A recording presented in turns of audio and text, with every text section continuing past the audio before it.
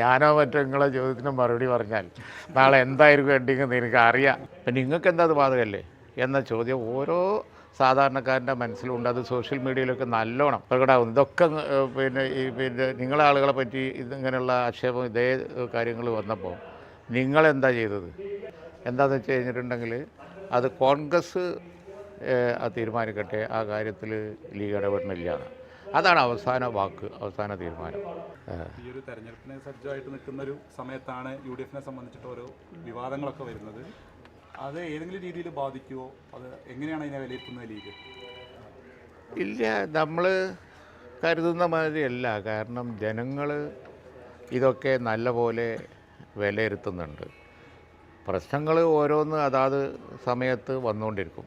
ഇപ്പോൾ വന്ന പ്രശ്നം ഒരു നിസ്സാര പ്രശ്നമല്ല എന്നുള്ള നിലപാട് എടുത്ത് കോൺഗ്രസ് പാർട്ടി അത് നല്ല നിലയിൽ കൈകാര്യം ചെയ്തു.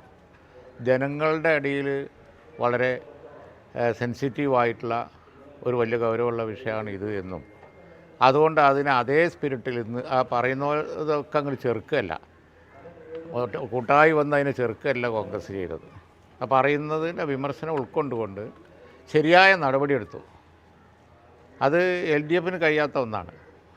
ഇത്തരം ആക്ഷേപങ്ങൾ മുഴുവൻ വന്നപ്പോൾ LDF ചെയ്തത് ആ ആക്ഷേപങ്ങൾ വന്ന ആളുകളെ പ്രതിരോധിക്കുക എന്നുള്ള ഒരൊറ്റ ജോലിയാണ്. ജനങ്ങൾ പ്രതീക്ഷിച്ച ഒരു നടപടി ഒരൊറ്റ കേസിലും ഉണ്ടായില്ല. എന്നാൽ കോൺഗ്രസ് ചർച്ച ചെയ്തത് ഉചിതമായ നടപടി ഉണ്ടാവണമെന്നാണ്. ആദ്യം അവർ സ്ഥാനത്ത് നിന്ന് മാറ്റി, പിന്നെ പാർട്ടി സസ്പെൻഡ് ചെയ്തു. അങ്ങനെ വളരെ സെൻസിറ്റീവായ ഒരു വിഷയത്തിൽ ജനവികാരം ഉൾക്കൊണ്ടുകൊണ്ട് അസലായിട്ടുള്ള നടപടിയാണ് കോൺഗ്രസ് എടുത്തത്. അത് വളരെ മാതൃകാപരമാണ്. ജനങ്ങളത് അങ്ങേയറ്റം അപ്രീഷിയേറ്റ് ചെയ്യുന്നുണ്ട്. ഇനി ബന്ധപ്പെട്ട ആൾക്ക് നിരപരാധിയാണെങ്കിൽ അത് തെളിയിക്കാനുള്ള അവസരം കൊടുക്കുന്നത് നാച്ചുറൽ ജസ്റ്റിസ് മാത്രമാണ്. അത് കൊടുക്കാം. പക്ഷേ ആക്ഷേപം വന്നാൽ LDF മാതൃക, അതായത് പ്രൊട്ടക്റ്റ് ചെയ്യുക എന്ന് പറഞ്ഞവനെ മുഴുവൻ അങ്ങോട്ട് കയറി വിമർശിക്കുക, പറഞ്ഞ ആളുകളെ മുഴുവൻ തള്ളിക്കളഞ്ഞ് ആശയം വന്ന ആളുകളെ ന്യായീകരിക്കുക, ആ നിലപാട് കോൺഗ്രസ് എടുത്തില്ല. അത് വളരെ നല്ല നിലപാടാണ്. ഞങ്ങളത് ലീഗ് അതിനെ അപ്രീഷിയേറ്റ് ചെയ്യുന്നുണ്ട്. അല്ല, അത് ഇനി ആ ചർച്ചയ്ക്ക് പ്രസക്തി ഇല്ലല്ലോ. കാരണം എന്താണെന്ന് വെച്ച് കഴിഞ്ഞിട്ടുണ്ടെങ്കിൽ കോൺഗ്രസ് അതിൽ എടുക്കാവുന്ന, ഞാൻ പറയാം, കേരളത്തിലുണ്ടായതിൽ വെച്ച് ഏറ്റവും സമാന കാര്യങ്ങൾ അപ്പുറത്ത് വന്നപ്പോൾ ഇതിൻ്റെ പകുതി ഒരു നിലപാടെടുക്കാൻ അവർക്ക് കഴിഞ്ഞോ? അപ്പോൾ ഇനി അവർക്ക് അങ്ങനെ ഒരു ഡിമാൻഡ് ഉയർത്തി സമരം നടത്തിയാൽ ജനങ്ങളുടെ ഇടയിൽ അവർ പരിഹാസ്യരാകുകയുള്ളൂ. പിന്നെ നിങ്ങൾക്ക് എന്താ അത് ബാധകല്ലേ എന്ന ചോദ്യം ഓരോ സാധാരണക്കാരൻ്റെ മനസ്സിലുണ്ട്. അത് സോഷ്യൽ മീഡിയയിലൊക്കെ നല്ലോണം പ്രകടമാകുന്നു. ഇതൊക്കെ പിന്നെ നിങ്ങളെ ആളുകളെ പറ്റി ഇതിങ്ങനെയുള്ള ആക്ഷേപം ഇതേ കാര്യങ്ങൾ വന്നപ്പോൾ നിങ്ങളെന്താ ചെയ്തത്? അപ്പോൾ 4 പേരിൽ ഒരു പേരിൽ അങ്ങോട്ട് കൊണ്ടുമ്പോൾ 4 പേരിൽ ഇങ്ങോട്ട് എന്നുള്ള ആ തത്വം സാമാന്യ ജനങ്ങൾക്ക് നല്ലോണം അറിഞ്ഞ് അതിന് സമരം നടത്തിയ പോലും വഷളാവുള്ളൂ. അപ്പോൾ അതുകൊണ്ട് തന്നെ കോൺഗ്രസ് അസലായിട്ടുള്ള നടപടി എടുത്തിട്ടുണ്ട്. ഇനി ബാക്കി കാര്യങ്ങൾ അവർ ചെയ്യുമെന്ന് പറഞ്ഞിട്ടുമുണ്ട്. അതിൻ്റെ നാച്ചുറൽ ജസ്റ്റിസിൻ്റെ അടിസ്ഥാനത്തിൽ കാര്യങ്ങളും. ഇത്തരത്തിലുള്ള പ്രശ്നം വരുമ്പോൾ ഇടതുപക്ഷം നന്നായി അങ്ങോട്ട് പ്രതിരോധിക്കും, പറഞ്ഞ ആളുകളുടെ നേരെ തിരിയും. എന്നാൽ കോൺഗ്രസ് അത് ചെയ്തിട്ടില്ല. അത് ഉൾക്കൊണ്ട്, ജനവികാരം ഉൾക്കൊണ്ട് പ്രവർത്തിച്ചു എന്നുള്ള ആ വ്യത്യാസം UDF കുറിച്ചുള്ള മതിപ്പ് കൂട്ടുകയേ ചെയ്തിട്ടുള്ളൂ. അതാണ് ഞാൻ പറഞ്ഞത്, ഈ പ്രശ്നം UDF മതിപ്പ് കൂട്ടിയിട്ടേ ഉള്ളൂ. ജനങ്ങളുടെ ഇടയിൽ സെൻസിറ്റീവായൊരു വിഷയം ആ അർത്ഥത്തിൽ തന്നെ എടുക്കും കോൺഗ്രസ് എന്നുള്ള ഒരു മാതൃകയാണ് ഇവിടെ സൃഷ്ടിക്കപ്പെട്ടിരിക്കുന്നത്. പറഞ്ഞത് CPM-നെതിരായ ഇത്തരം ഗുരുതരമായ ചില കാര്യങ്ങൾ വരാനുണ്ട് എന്നുള്ളതാണ്. തയ്യാറെടുപ്പ് നടത്തുന്നു UDF എന്നുള്ളത്. BJP-ക്കെതിരെ കൂടി അദ്ദേഹം പറഞ്ഞിട്ടുണ്ട്. അല്ല, അത് പിന്നെ അദ്ദേഹത്തിനല്ലേ അറിയുള്ളൂ. കാരണം വെച്ചാൽ അത് അദ്ദേഹം പറയാൻ പോകുന്നില്ലുള്ളൂ. പറയാൻ പോകുന്ന വിഷയത്തെക്കുറിച്ച് പറഞ്ഞതിന് മുമ്പ് നിങ്ങൾക്ക് പറയാൻ കഴിയില്ലെങ്കിൽ എനിക്കെങ്ങനെ പറയാൻ കഴിയില്ല. മറ്റൊന്നും രാജിവെക്കേണ്ട, അതുമായി ബന്ധപ്പെട്ട് ഇപ്പോൾ ലീഗ് അഭിപ്രായം പറയുന്നില്ലെങ്കിൽ പോലും ആ സമയത്ത് ഇപ്പോൾ കൊച്ചിയിൽ നിന്ന് ഇപ്പോൾ മുഹമ്മദ് ഷാക്ക് രാജിവെക്കണം എന്നൊരു അഭിപ്രായം പ്രശ്നമായിട്ട് വരുന്നു. അത് പാർട്ടിയുടെ അഭിപ്രായമല്ല. കാരണം എന്താണെന്ന് വെച്ച് കഴിഞ്ഞിട്ടുണ്ടെങ്കിൽ തങ്ങൾ ഈ കാര്യത്തിൽ ഒരഭിപ്രായം വളരെ വ്യക്തമായി പറഞ്ഞു. ഞാനും അത് ഏറ്റു പറഞ്ഞു. എന്താണെന്ന് വെച്ച് കഴിഞ്ഞിട്ടുണ്ടെങ്കിൽ അത് കോൺഗ്രസ് തീരുമാനിക്കട്ടെ, ആ കാര്യത്തിൽ ലീഗ് ഇടപെടണില്ല. അതാണ് അവസാന വാക്ക്, അവസാന തീരുമാനം. അതല്ലാത്ത കാര്യങ്ങൾ ഷായുടെ പിന്നെ സ്റ്റേറ്റ്മെൻറ്റ് ശ്രദ്ധയിൽപ്പെട്ടു, അത് തിരുത്തണം എന്ന് ഷായോട് ആവശ്യപ്പെട്ടു. അപ്പോൾ തന്നെ അദ്ദേഹം ആ പോസ്റ്റ് പിൻവലിച്ചിട്ടുണ്ട്. അത്തരം കാര്യങ്ങളൊന്നും ലീഗിൽ നടക്കില്ല. ലീഗിൽ നേതൃത്വം പറഞ്ഞു കഴിഞ്ഞിട്ടുണ്ടെങ്കിൽ ആ ഒറ്റ അഭിപ്രായം, അതിനെതിരായി പിന്നെ വേറൊരു ശബ്ദം വരില്ല.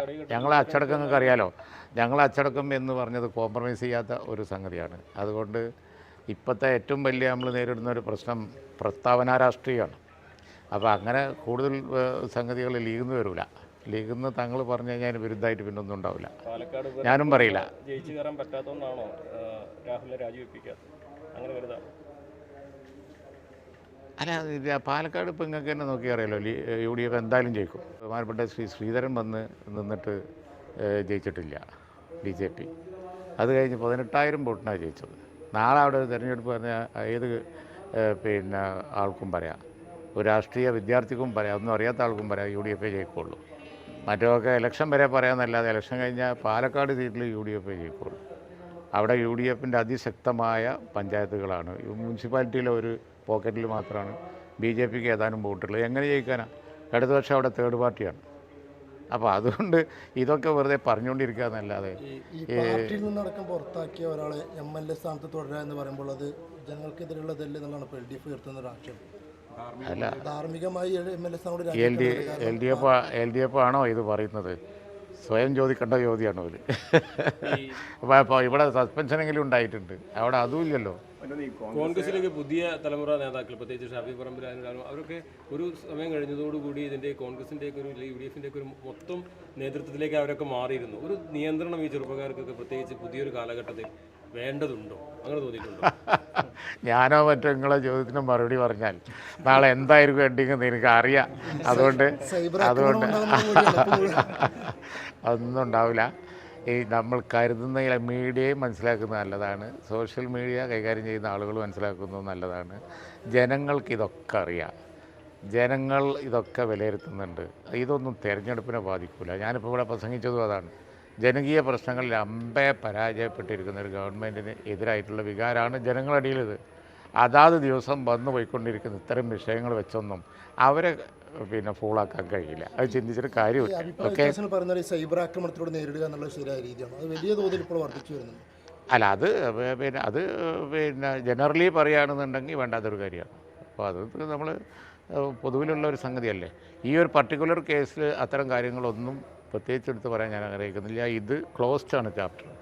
ഇത്ര മാതൃകാപരമായി കോൺഗ്രസ് നടപടിയെടുക്കുകയും ക്ലോസ് ചെയ്ത് ആയ ഒരു വിഷയം വേറില്ല. ഇത് UDFൻ്റെ ഇമേജ് 10 മടങ്ങ് വർദ്ധിപ്പിച്ചിട്ടുണ്ട്.